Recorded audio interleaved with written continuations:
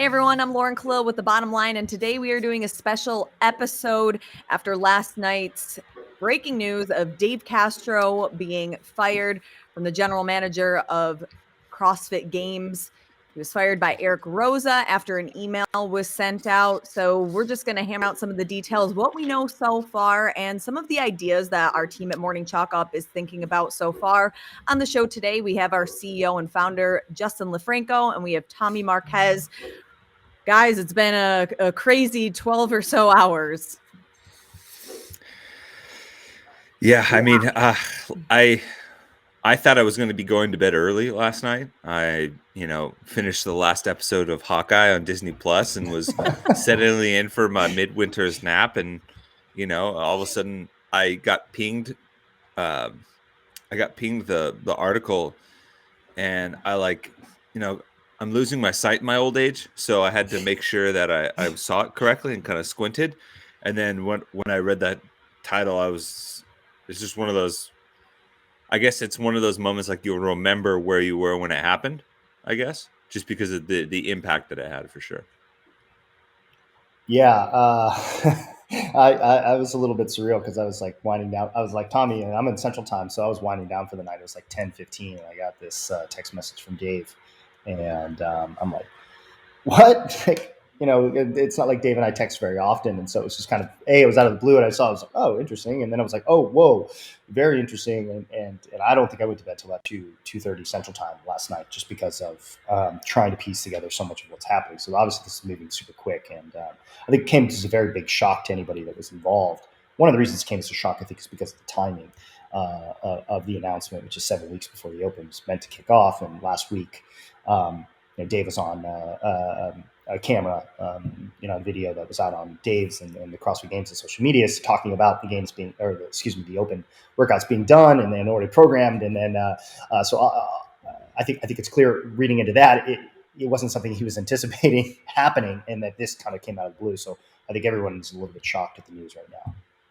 Yeah. And at the time of this recording, we have, as you mentioned, we've confirmed with Dave through a text message that he was fired. He didn't wish to comment any further, but I kind of want to go back and talk to you first, Tommy, about adding some perspective where Dave Castro came up until he was the GM of sport. He's held a lot of different positions at CrossFit.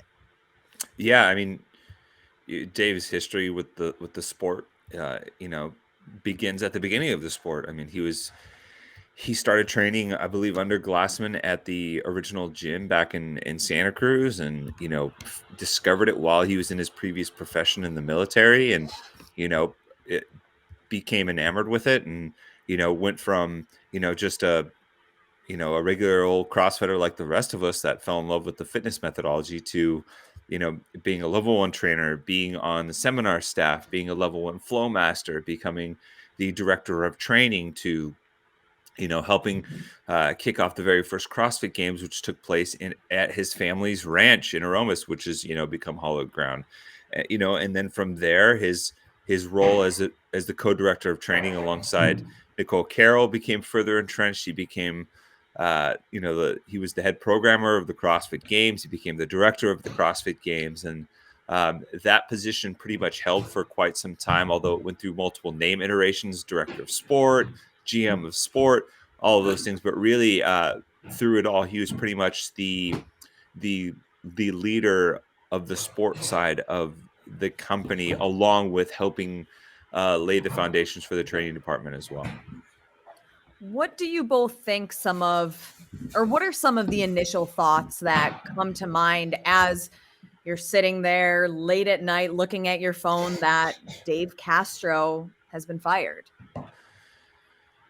Well, it's hard to put it into words. I think its impact is going to go far beyond just the programming of individual events. I mean, the games in the sport of CrossFit really was the brainchild of Dave Castro, and so obviously it's going to have significant impact. And he's a larger than life figure in the sport and the community of CrossFit, in the sense that he's kind of the villain, the guy that everybody loves to hate. And I think we're seeing some of that played out in a lot of the comments on social media. And so. It's one of those things I haven't really fully processed it myself, and the fact that it's only a little more than 12 hours ago that I actually heard the news, and I was asleep for 4 of those. And I think there's still a lot of unanswered questions that haven't been dealt with yet. And a lot of those are kind of going to come directly to CrossFit, to Rose, to the leadership team about why and why now. I think those are the two biggest questions. 1 and 2, why get rid of this guy who is actually the most recognizable face and name inside of CrossFit today? And then why now, 7 weeks before the Open? That's what I'm still sort of grappling with.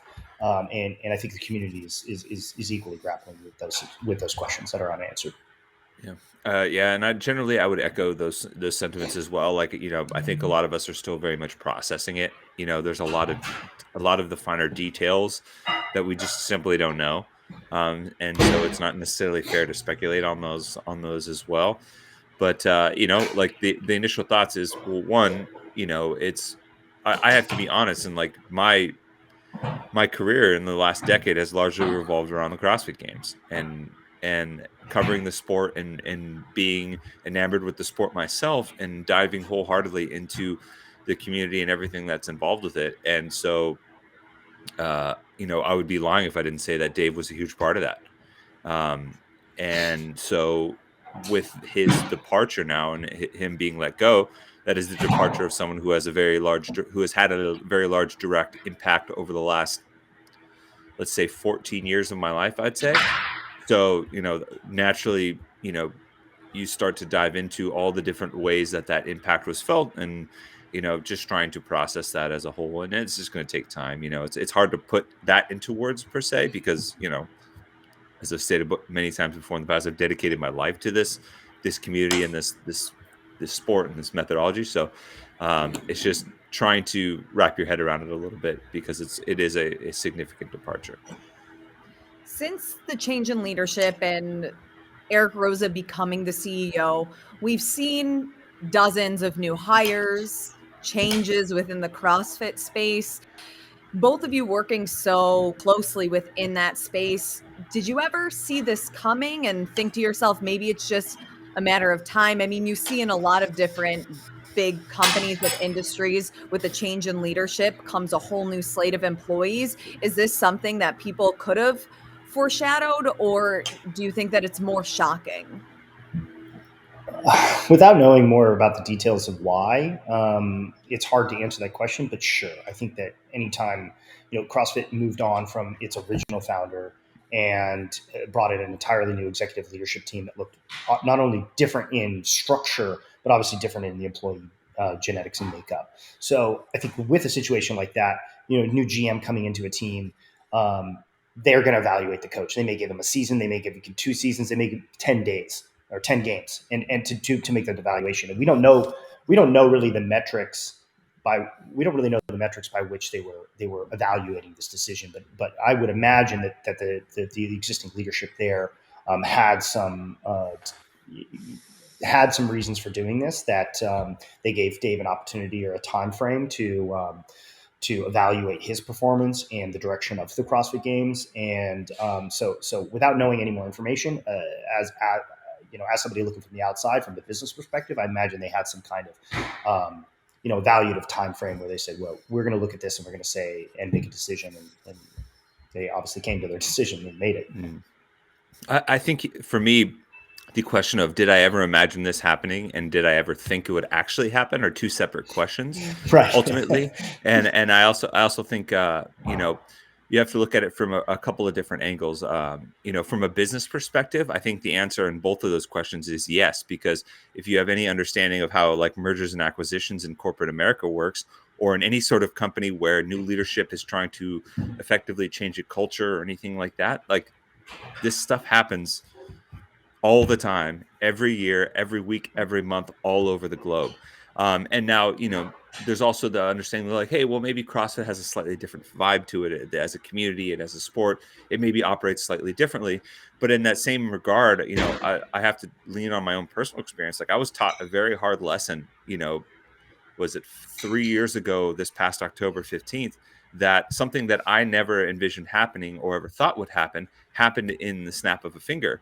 And that was myself getting let go, and then myself being shown the door in a way that I didn't think would ever happen. And that taught me the lesson too, and I think Dave would echo this sentiment from his previous training in the military, is like, you have to envision every outcome. You have to envision every pathway, every outcome, and prepare for it accordingly. And that way, if the unthinkable does happen, you're prepared. And so with that in mind, I would say, if you talked to me 3 years ago, I would have said no. But after that, it's like, well, I can honestly see anything happen at this point, and I think that's a prudent approach as a whole for anyone. One of the big questions that we are still have more answers on is timing. Justin, as you mentioned, we're just 7 weeks away from the Open. Right. Luckily, Dave said that he has finished that programming, but looking at the past several years, really since forever we've had the CrossFit Games, Dave has always had a vision to carry out from the beginning of the Open to semifinals, now quarterfinals through the games without having him see it through. What do you both think that vision, or what can we expect from a programming standpoint when it's not going to be the same person throughout? I spent a little bit of time thinking about this morning, and with the Open being done, programmed, I can't imagine. People said, well, David made a comment like, I wonder if they're going to keep my workouts, and I think that was offhanded remark, but I think it's accurate that they would. I couldn't imagine that at this stage of the game because of how much goes into the orchestration of the Open, from setting the papers, the judging papers, to recording the videos for the demonstrations, to getting the web components built out. There's a monstrous team behind Dave that's implementing this and making this, a successful, massive worldwide event. So, for continuity's sake, I can't imagine them changing that. The big question for a lot of people now on the competitive is who's programming this, and I think I think that Tommy would know this very well. There's a team of very dedicated professionals that go on to putting on the logistics of planning an event like the games. And they're going to be able to do that because they have been doing that for years. They know Madison, they know the key players, they have contractors that come in that deal with everything from rigging to logistics to risers and seating and tickets, etc. And so I think there's a very successful team there at CrossFit today that's going to continue to do that. As far as we know, none of those people have been let go. So I would assume, as a spectator, as a fan, as somebody who's going to be at the games covering it, that's going to continue. The real question is who's programming it now, right? Who's adding that sort of flair and ingenuity to the game's programming? Is it somebody that's going to be more forward facing? Is it somebody that's going to be more behind the scenes? We don't know any answers to those questions. But from a continuity standpoint, I don't think there's any major changes that will get introduced to the games. Personally, I think that the game's programming might look a little bit different, and it's natural that would be the case, and somebody else is going to be doing it. I would echo some of the sentiments that you shared as well. Like, there's a lot of people behind the scenes that are part of the team that Dave has helped assemble that are going to, have to pick up the reins from here. There's a lot of capable people still in that building that can pick up the reins, but it is going to be a trial by fire, right? Like the scope is going to be narrowed, and the magnifying glass is going to be on everyone to see how they can carry it out. And it's also, it's interesting because there was always something preached to us internally when I was, working for CrossFit. It was just like, hey, CrossFit and the CrossFit Games are much bigger than any one person. And if one person is, the linchpin for all of this, then we're only going to be good as that one person. So we all have to, and it's a very team mentality, right? And that was preached by Dave. That was preached by everyone, and it's true, right? Dave's contributions are immeasurable. They really are. It's you look at some of the most impactful people in the history of CrossFit. He's right up there. But this is an important juncture where the people that are still there can help prove that this whole thing is still capable of continuing forward. Yeah, and adding to that, the guy who's taking over, filling the role, I think a part of Dave's role here. I don't think he's going to be as public facing, or he would be the individual who would be programming the workouts. But Justin Berg, he has had a couple of title changes. He used to be general manager of the CrossFit Games, and now he's VP, I think, of partnerships.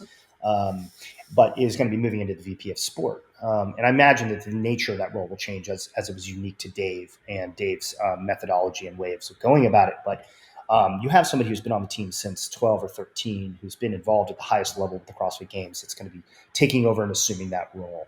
And so here's a guy that is obviously intimately involved with the logistics, the planning, the orchestration, and the elements that go into the whole entire apparatus of the CrossFit Games specifically, and then the whole season itself. And so having I think that is the transitionary figure is going to allow for some continuity, also some confidence with the broader team. I think this should signal a lot of confidence to people that are doing the semifinals and responsible for the semifinal competitions off site, as well as the entire games team. And I think that was a smart choice on CrossFit's part, not getting rid of both of those staffers or replace or keeping Justin and replacing another titular head on top of that 7 weeks from the Open. I think that would have been a bit of an unwise decision, as Justin's played probably the second most key role in the implementation of the games for almost the last decade.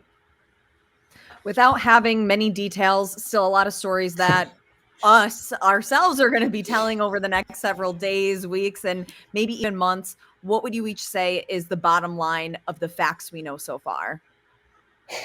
Tommy. I mean, it's really hard to say, right? Like, you know, it is an end of an era. You know, you have to you can't ignore that. You know, I'm still digesting. I mean, one thing I don't think that has been discussed at all is the fact that like CrossFit may have lost a piece of its may have lost access to a piece of its history in the ranch now, right? Yeah. Because that was my first gym. That was the first CrossFit affiliate that I walked into. It was where I did my first workout. It's, you know, where I went through all the CrossFit first that one might expect. But, you know, with, you know, Castro now gone, you know, that's a piece of the CrossFit Games legacy that might just be reserved to the, you know, the halls of history and not actually a living, breathing piece anymore. If this is really ending on the terms that, you know, Dave doesn't want to, you know, be included anymore. So. Yeah, I hadn't really considered that, and it is CrossFit's solid ground for the games. You know, it's unique not only to training but also, especially to the games and competitive environment. For me, I think the bottom line is the games will go on. I think the sport will continue. So a lot of people I think that are commenting or talking a little bit about or sharing, you know, their feelings that this is sort of the end of CrossFit as a sport, the games. And I would say, well, you know, I think there was a lot of that feeling similarly when Glassman ultimately decided to sell the company and step away from the leadership and the direction of leading this entire community. And you look at where we are today, and I think if you talked 3 or 4 months ago or 10 weeks ago and just said, hey, you know, like, how's CrossFit doing now? And you're like, well, CrossFit affiliates are more, you know, affiliate growth is coming back. It's increasing. There's a leadership team that's working on revenue streams for the company and growing the pie, et cetera. And so I look at that and I say, well, look, guys, like, yeah, what Tommy said, you know, it's bigger than just one person. And this is obviously a very big person, a significant person in the games experience. But I think I think there's a little bit of faith that CrossFit's going to go on here. And so my bottom line is without knowing any more details here about any of the other dozen questions that we have for CrossFit and for Rosa and for leadership, I have full confidence that the team that is responsible for orchestrating and putting on the season is going to do a great job, and that in 12 months when we're talking about the 2023 CrossFit Open, it's going to be here. Like, it's not dying. No, definitely not. I will still beat Tommy in the Open. I mean, that's like that. Nothing's going to change. That I can tell you. If I was Murray Povich, our detectors determined that was a lie. Oh, the Open will still go on. I had to sneak that one in there. I just want to know what those workouts are now. I know, I'm curious if there's still going to be wall walks. I hope so. I've been doing them recently just to get ready. I know. Sheesh. I have not. I do wall walks once a year now. It's my when annual the Open wall comes. walk. When the Open comes. I hope there's strict handstand push-ups, Tommy.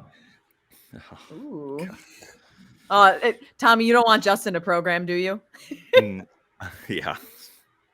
If Justin LoFranco becomes the programmer of the CrossFit Games Open, then We'll be doing Chad every week.